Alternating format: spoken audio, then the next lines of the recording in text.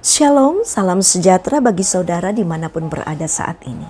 Puji Tuhan, kita diperkenankan berjumpa kembali dalam Renungan Pagi edisi Rabu 13 Juli 2022. Mari awali kehidupan kita dengan hati yang gembira dan penuh dengan rasa syukur dan pengharapan yang sungguh kepada Tuhan, siap diberkati dan siap memberkati. Mari kita mulai. Pertolongan kita adalah dalam nama Tuhan, pencipta langit, bumi, laut, dan segala isinya. Kasih karunia dari Tuhan kita Yesus Kristus, pengasihan Allah Bapa, persekutuan dalam Roh Kudus menyertai saudara sekalian. Amin. Bahan bacaan kita, Matius 25 ayat 31 sampai 46. Mari berdoa, mohon hikmat Tuhan.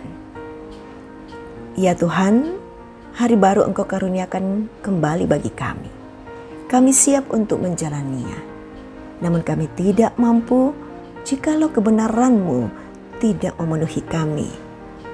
Karena itu ya Tuhan, isilah kami dan penuhi kami dengan kuasa Roh Kudus-Mu. Berbicaralah kepada kami Tuhan, kami siap mendengar. Amin. Matius 25 ayat 31 sampai 46. Penghakiman terakhir. Apabila Anak Manusia datang dalam kemuliaannya dan semua malaikat bersama-sama dengan Dia, maka Ia akan bersemayam di atas tahta kemuliaannya. Lalu semua bangsa akan dikumpulkan di hadapannya dan Ia akan memisahkan mereka seorang daripada seorang, sama seperti gembala memisahkan domba dari kambing.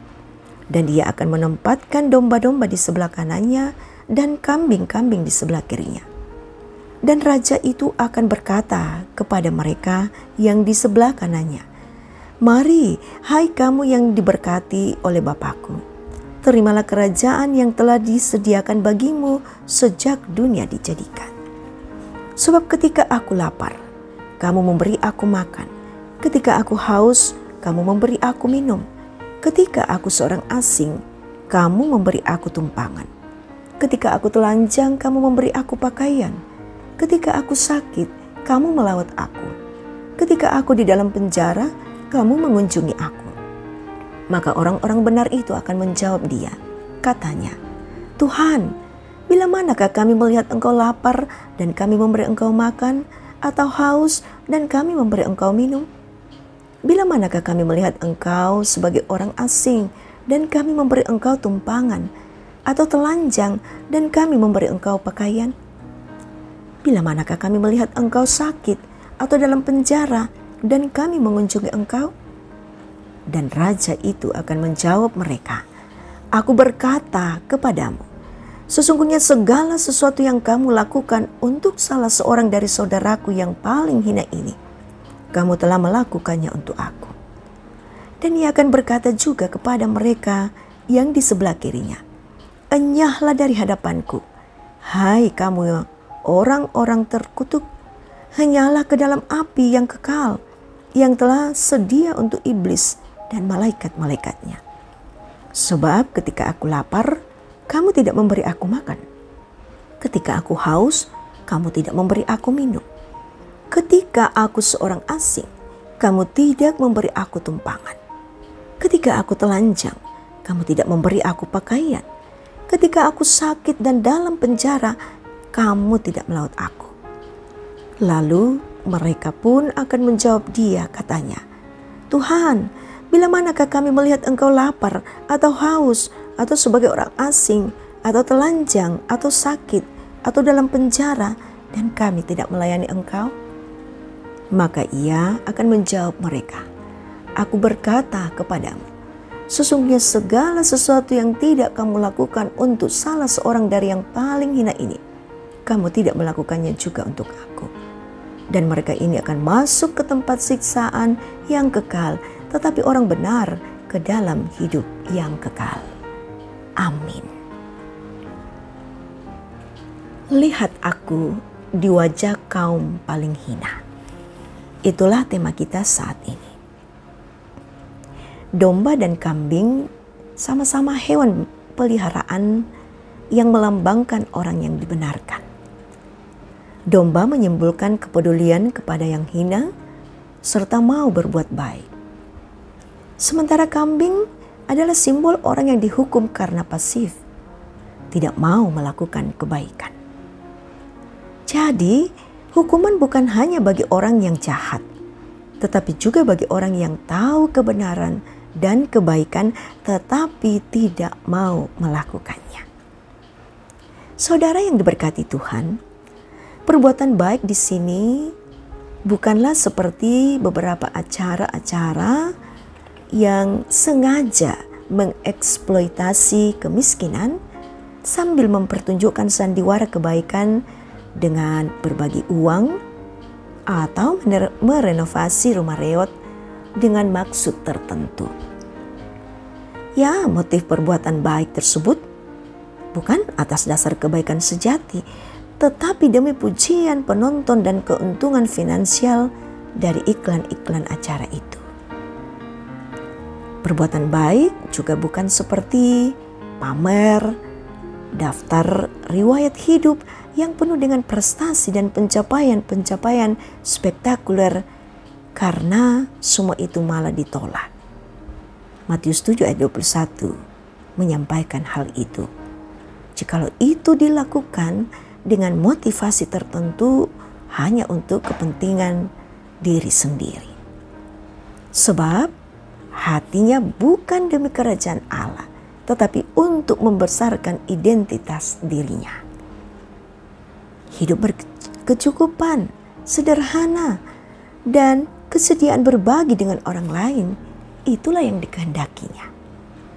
Dan jikalau memang Tuhan berkenan memberi kita banyak hal pada diri kita, dan kita dengan sukarela, penuh dengan keikhlasan, ketulusan, berdasarkan kebenaran Tuhan untuk menjadi berkat bagi sesama, maka itulah yang dikehendaki Tuhan.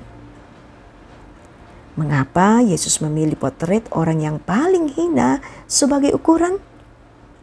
Karena mereka tentu tidak dibebani oleh belas kasihan atau balas budi bagi diri mereka.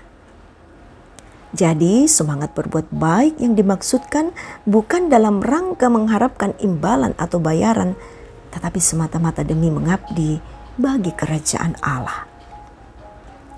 Saudara, kehidupan kita semua akan menuju kepada penghakiman. Dan pada akhirnya pelayanan kita kepada Tuhan akan dinilai menurut segala sesuatu yang kita lakukan untuk saudara Tuhan yang paling hina. Karena itu saudara jangan pasif, tetapi lakukanlah kebaikan tanpa mengharapkan balas jasa. Sebab semuanya ada dalam sepengetahuan Allah. Tuhan dimuliakan dan diberkatilah kita semua. Amin. Mari satu dalam doa syukur kita berdoa. Syukur atas firman-Mu Tuhan yang boleh kami miliki sebagai harta awal dalam menjalani kehidupan kami sepanjang hari ini dan bahkan hari selanjutnya. Kami bersyukur bahwa kami boleh belajar dari keteladanan Yesus yang mengajarkan kasih yang timbul dari motivasi yang benar. Roh Kudus, tolonglah kami, sebab hanya dalam bimbingan Roh Kuduslah maka kami dapat memaknai dan melakukan kasih yang sesungguhnya dalam kehidupan ini. Bapa Sorgawi, ke dalam tangan-Mu kami serahkan kehidupan dan segala aktivitas kami hari ini. Karuniakan kami kesehatan ya Tuhan, hati yang gembira dalam segala perjuangan kami. Baik dalam menata usaha kami, melaksanakan tugas dimanapun yang Tuhan sudah berikan bagi kami untuk menambatkan tenaga pikiran kami. Kami mohon ya Tuhan, Engkau juga memberkati segala pelayanan kami hari ini. Peliharakan kehidupan kami Tuhan. Para orang tua kami yang sudah lanjut usia, berikanlah hati yang senantiasa gembira. Saudara-saudara kami yang sakit, Engkau jamah dengan tangan kasih-Mu Tuhan. Lawat mereka dan dengarkan segala kerinduan mereka. Hiburkanlah yang berduka cita. buat mereka melalui duka cita dengan kemenangan di dalam Tuhan. Untuk segala sesuatu yang menjadi ucapan syukur kami, apakah itu kami berulang tahun hari ini atau ada banyak berkat-berkat Tuhan yang boleh kami alami, maka ucapan syukur limpah terima kasih hanya kepadamu saja Tuhan. Berkatilah keluarga kami Tuhan, baik yang tinggal bersama kami maupun yang jauh terpisah oleh karena tuntutan ilmu pekerjaan. Engkau menyatukan kami semua dalam doa pengharapan dan kasih.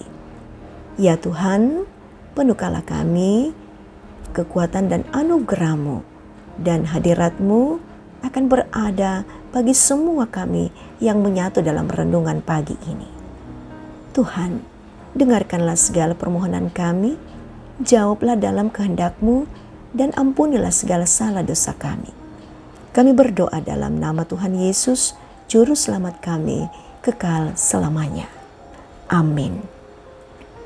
Demikian kebersamaan kita saudara dalam renungan pagi.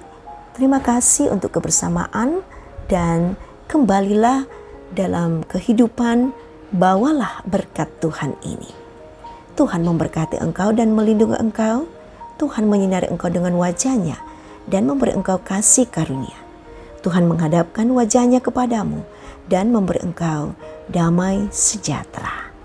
Amin. Saudara, Tuhan memberkati kita semua. Selamat beraktivitas dan salam sehat.